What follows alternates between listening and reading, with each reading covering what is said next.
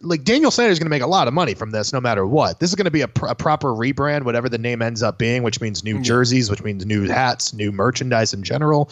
They're going to be able to redo everything. So it's interesting that, like, yes, money got him to change. Money is also going to reward him for doing the right thing years and years, decades too late.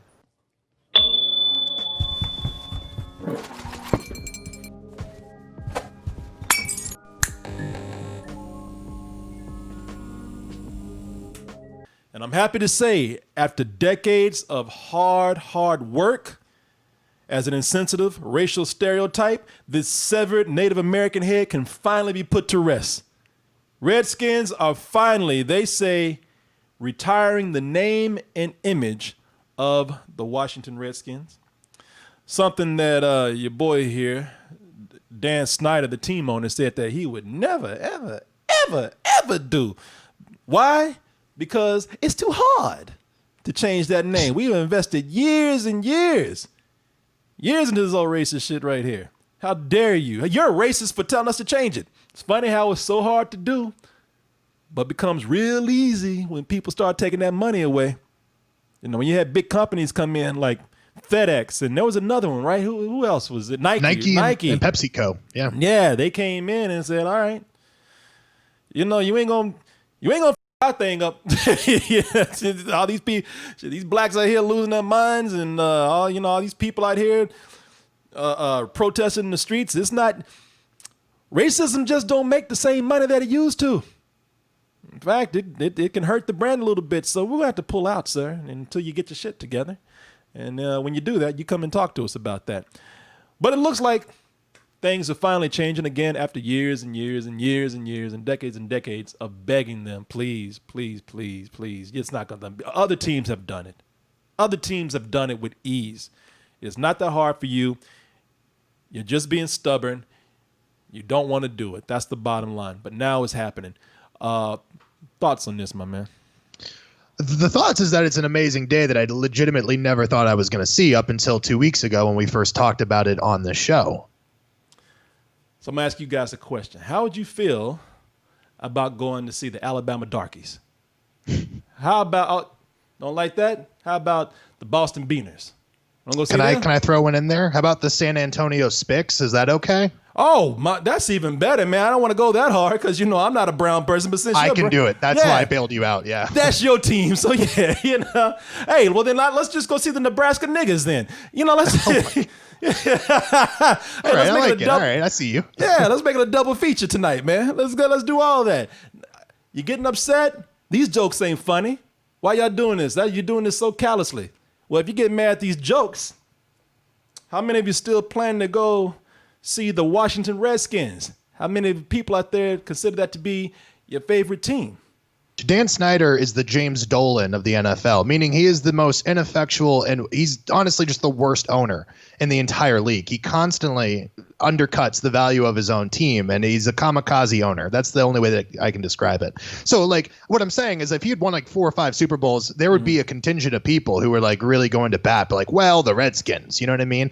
Which is sickening in its own right. But what I'm saying is all of this is coming from a guy who is not worth it, who is just like the absence. He's the Back to the Future 3 of human beings, just like a giant disappointment. And I don't know. And here's the thing. He could come out right now and do the right thing and just say, hey, we're going to change the name. But he's not even doing that. I think the official statement was, we're going to take this inside. We're going to really review, guys. We're going to get a bunch of alumnus together and we're going to figure out how to go forward. And it's like, what do you have to figure out? There's nothing to figure out. It's there already. I'm from DC originally. I was born in Alexandria, so like 5 miles outside of DC. I grew up a Redskin fan, and I didn't know anything was wrong with it for the longest time.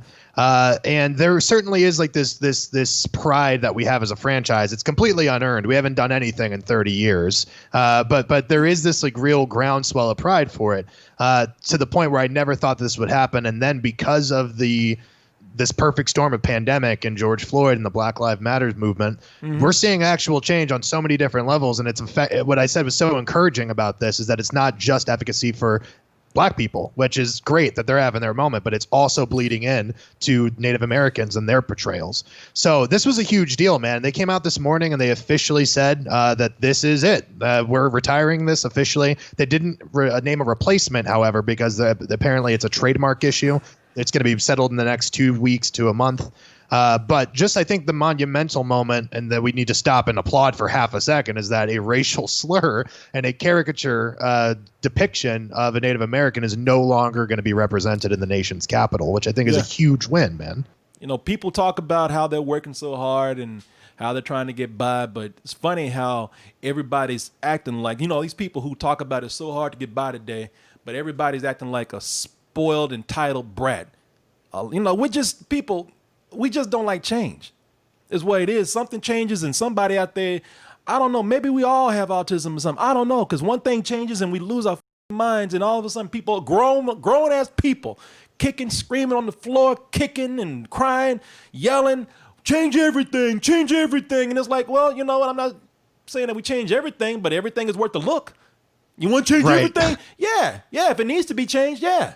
You know what's happening here is that we've lived so long in an age where a dominant group has had the say over everything, and no one has had the power to go in and say anything. Because I can give you, I can tell you for years, I can tell you from the day they put that goddamn severed Indian head up there, the Native American on that helmet, there were a lot of Native Americans who were like, what the yeah. But what am I going to do? You know, the motherfucker gave me a casino and expects me to be quiet. So, okay, sure, we got land. All right. You know, tell you, hey, I guess, you know, we can't fight every battle. So, but it's the same thing with like Aunt Jemima. It's the same thing with a lot of imagery that they don't understand. Everybody else has looked, you know, the dominant group has looked at it like, okay, either we don't get it or we don't give a, we don't know the history, or we don't, or maybe we know the history and we don't give a shit, or you know what, we don't give a shit and we don't want to know. They've been able to call those shots for all this time. The rest of everybody else has looked at it and been like, that's messed up. And I've said it, but no one's listening and I don't have any power to do anything about it. So yeah, that's why you see statues being removed. That's why you see logos being removed. That's why you see brands changing. Because right now people are beginning to, and I think it's because of a big boost with technology that, you know, the word has gotten around and imagery has been brought up and history is more easily researched, that no one can use those excuses anymore. So yeah, change everything if it needs to be fucking changed. Yes, I say that. I don't care how mad you get. Yeah, I mean, the other thing about this, too, is like it's not unheard of that teams have changed their names. That happens all the time. We talked about the Washington Bullets. It's not that that's a big thing, but the timetable of this is so extraordinary. Like my parents live in Tampa, right? I remember them being the Devil Rays, and I was living there when they became the Rays. Yeah. That process, by dropping a word, took 2 years, man. This whole process looks like it's going to take under 6 weeks to have this monumental change, which kind of begs the question of like, okay, if it was this simple the whole time, why couldn't we have just done this? Of course, you already answered that, which is money. Money changes everything. Yep. Cash rules everything around me. Dollar bill, y'all. But so, for me, I look at it as like this great accomplishment. And the thing that I'm really excited about is they haven't named a name yet. Anything that we're going to say is pure speculation. But one thing that I think accelerated this timeline is that there have been exploratory talks already and so many different concepts that have already been out there about replacement nicknames and replacement logos and jerseys and stuff like that. And so I pulled a couple of those. I have a personal favorite, Corey, and I don't know if I want to do that first or last. I think you know which one's my favorite. Well, I'm going to say that your favorite here is, let me see here, the Washington Senators. Oh, close. You mean that's not your favorite right there? Not my favorite, mostly because senators are evil, duplicitous people who take bribe money. But yeah, not my favorite thing. Not a great way to honor the great tradition of Washington football. Well, I hate to say it because I feel like I should know you better at this point in our relationship, but I do not know which one is your favorite. Would you like to tell me? Oh, okay. No, it's totally cool. Listen, man, my favorite one, and they've done a bunch, and we'll go through all of them, but let's start with my favorite, which is one of the things that's proposed is the Washington Redtails, which, if you know the etymology of that, comes from the Tuskegee Airmen. What I love about it is, think about this. Think about the moment we're in. If we're going to take down a racist icon, the face of a franchise of the National Football League would be a black man, not just a black man, a black fighter pilot. Like, and I just don't see how that's an unagreeable thing. One, that's not that should be a beautiful moment because it's inclusive, but also it's empowering. Yeah. But how are people going to be shitty about that? Because it's like we're talking about veterans, which are the things that the people on the other side swear they love the troops so much. Isn't this not a beautiful way to honor everybody at the same time? Can I just say not all vets, but a lot of vets are full of shit. Because I know this. Yeah, I'm sorry. Of course, I'm not talking about all vets at all, but a lot of vets are full of shit. A lot of vets will go out there and put themselves in the middle of danger, and they would, and God bless them, my total respect. They will die. They're willing to die for this country, but then they will kiss the ass of somebody who dodged the draft. And I'm talking about any politician. I'm not talking about the president that we had. No, I'm talking about any president, any politician. They'll go out there and kiss their ass and salute them like those motherfuckers have been in the shit the whole time. A lot of vets have their mind made up about what they like and what they don't like. And I tell you what, a lot of them gonna sit up here and say, they better not put this goddamn severed Negro head on this on this helmet. I can tell you that right now. I honestly, man, like that's the one that makes the most sense to me because it resonates on a bunch of emotional levels, but also the time period we're in. I think that the color scheme looks good. I think the logo looks cool. Yeah. And again, it's like, are you really going to come at replacing a racist caricature with a serviceman who defended liberty? Like, it feels almost critic proof in my opinion. I know some assholes will say something about it, but considering the other options, and they look cool, certainly, I don't think they hold the same kind of social weight that this one does. If I was to go with something, I'm gonna go with the aircraft right there. Sure. Because I don't think we need another severed ethnic head up there. That's that. I listen, and a lot of people are gonna take this the wrong way too. I want something up there that might be for everybody. And because I don't want somebody saying that you're catering to this group and now you're leaving out this group. Just, the plane is fine. I think that's better. But you put another design up that I thought might even be better. I think this is possibly their new design. The Washington Warriors. Is that one of their designs right here? Yeah. This is one of the options that's floating out there supposedly. The design, I think, needs a little more work. It's just a little plain, but simple is better too sometimes. But if we can do something that everybody can come under, because I don't believe it should be politicized anymore. I don't believe it should be. I think the Tuskegee Airmen, they definitely need some more love and better and better attention than they got with that damn movie Redtails. So I would love for them to get it. But I don't want anybody come in and saying now, like, oh, now you're just giving this to this group because of this protest that's happening. I don't want to see you're placating this group out here. So as far as the head of the Tuskegee Airmen, I don't, it's a team that's supposed to be meant for everybody. So let's make it something to everybody. I think the plane would be the best thing because you can give some respect and honor the Tuskegee Airmen, but it's something that everybody can get behind. It's an object. It's a plane. So that's kind of where I lean on that. I'm not dying on the severed head being the hill. You know what I'm saying? I'm just dying on the, like, I think if you're going to, one, it's minimal Redskins to Redtails. You know what I'm saying? One is a racist kind of painful reminder. The other one is looking back at something that should be more wide known, something that I wasn't taught in school. I learned about that shit in college, which I think is very sad because our American history usually doesn't spotlight these people. Having a franchise that at least holds that name, I think, is a really powerful image. And again, you can say that it's too inclusive or exclusive, but I think that no one should be disparaging anyone who fought Nazis. You know what I'm saying? Like, I think that's kind of a big deal. I don't think so either. That's not even what I'm saying at all. Oh, I'm not saying you. I'm saying that the potential critics of it, I think that's one of the things. Like, how do you really come at this as a negative? It's super respectful. You will, though. I mean, everybody, here's the problem with, I'm not trying to get off subject here, but here's the problem with patriotism and honoring people. Everybody's going to make the narrative what they want it to suit whatever belief they have. They'll if they don't, if they don't want to look at these guys as heroes, I'm not saying that a lot of people don't, but if they don't want to look at these guys as heroes, they won't. They'll find some kind of excuse to make. They always do. But I don't know, man. I'm down with the plane, though. Here's another thing to consider by this. While this is like a victory, I think, for getting shitty things off of like federal and nationalistic symbols, like Daniel Snyder's going to make a lot of money from this no matter what. This is going to be a proper rebrand, whatever the name ends up being, which means new jerseys, which means new hats, new merchandise in general. They're going to be able to redo everything. So it's interesting that, like, yes, money got him to change. Money is also going to reward him for doing the right thing years and years, decades too late. Yeah.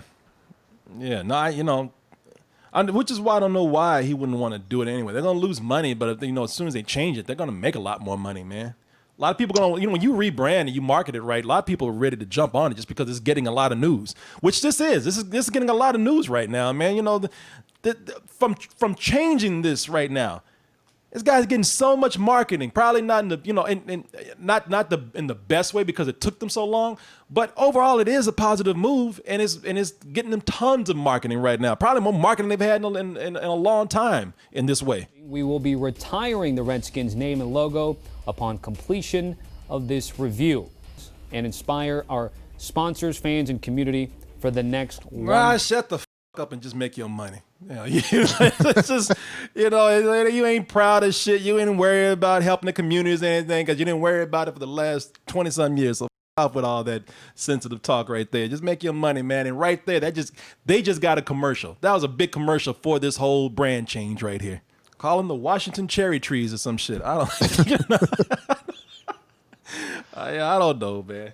But the Washington property owners, and just have Washington right on the front and Jefferson next to him. Yeah, man. We'll see. But anyways, it took a long time. But in the end, as much as people might have been mad at this guy, it's gonna be a win-win for everybody, man. Shit is going. Yeah, it's and all this stuff about the social context of it and insensitivity of it. What they're gonna do is gonna get back to playing football, and nobody's gonna care again. What's that? I was going to say, we're going to see what the ramification of this is, because there are other teams, the Atlanta Braves, which I don't think is a pejorative term, but I'm not Native American, so I can't make that discerntion. There we go. But the Cleveland Indians as well. They have Indians in the title, and some people find that very offensive because they're not from India. So we're gonna see what ends up happening, because I think this may be a trickle effect. You're going to see this happen a lot more. If they're still looking for something, I hear Aunt Jemima's looking for a job. Call themselves. That's the severed head that you're okay with adorning NFL helmets. Yeah, get up back to work, man. Call them the Washington Pancakes. See what happens with that. Yeah, I heard Aunt Jemima's out of a job pretty soon. Somebody said the Washington Flapjacks.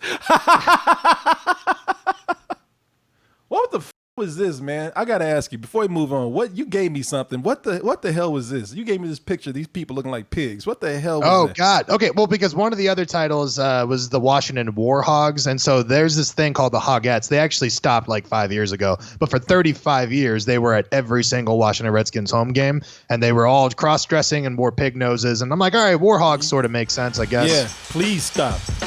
I don't want to go to a football game looking at this shit. Hell no. I tell them at the door, y'all can't come in looking like this.